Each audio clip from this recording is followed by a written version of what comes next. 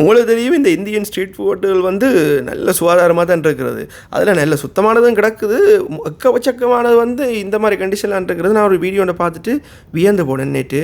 பாருங்கள், கோப்பையில் அந்த எங்கோ பின்னு கொடுத்தனுக்கு வருகிறானாப்பா அவன் இது சுரணையை எல்லாம் வைக்கிறான், வாளிக்குள்ளேயும் எடுத்து போகிறான். என்ன வெட்டி கழிச்சு வச்சுருப்பாங்க மரக்கறி, இந்த வெங்காயங்களை வெட்டி போட்டு தோல் உரிச்சு அங்கே போடுவாங்க, அந்த மரக்கறி தோல் எல்லாம் எடுத்து என்ன அள்ளி கொட்டிகிட்டே இருக்க. மேசையில் இருக்கிற சாபம் பிடிச்சது, மேசையில் இருக்கிற கழிவில் அள்ளி வாளிக்குள்ளே கொட்டுறான். அதுவும் ஒரு கக்கூஸ் வாளி போல் கிடக்குது. இந்த என்னதையும் கொட்டுறான். மிக்சர், பகோடா, பருப்பு, இந்த மேசையில் என்னென்னலாம் கண்ணுக்கு தெரியும் அது எல்லாத்தையும் எடுத்து கொட்டுறான் பாவி.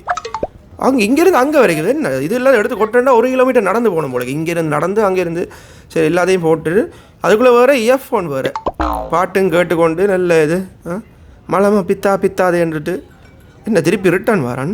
போனதும் போகிறேன் திருப்பி ரிட்டர்ன் வந்து சரி ஒரு என்னடா போட்டு முடியண்டாப்பா. ஓகே. அதில் ஸ்டைல் வேறு என்ன பவுடர் எல்லாம் போடுறான், பான்ஸ் பவுடர், பேபி பவுடர், தூள், உப்பு தூள் போட்டு ஸ்பைஸியாக செய்கிறான் போல. ஓகே. கண்ணாடி வேறு, அது இருக்கிற இருட்டுக்குள்ளே எனக்கு கண்ணாடி தேவைப்படுது. துணி, பழைய துணி உண்டு, அதை மட்டும் துடைச்சி போட்டு இங்கே பாருங்கள். தின்னடா அது சாணியை கரைச்சி ஊற்றின தண்ணி மாதிரி கிடக்குது.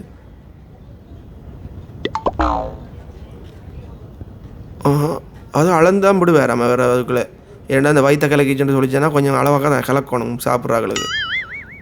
சரி வெட்டு தொலை விடு போட்டு கிண்டுறான். அட்டா கிண்டி இவன் கலக்கிற கலக்கு மாதிரி தானே இதை சாப்பிட்றாங்களுக்கு நாளைக்கு கலக்குமே.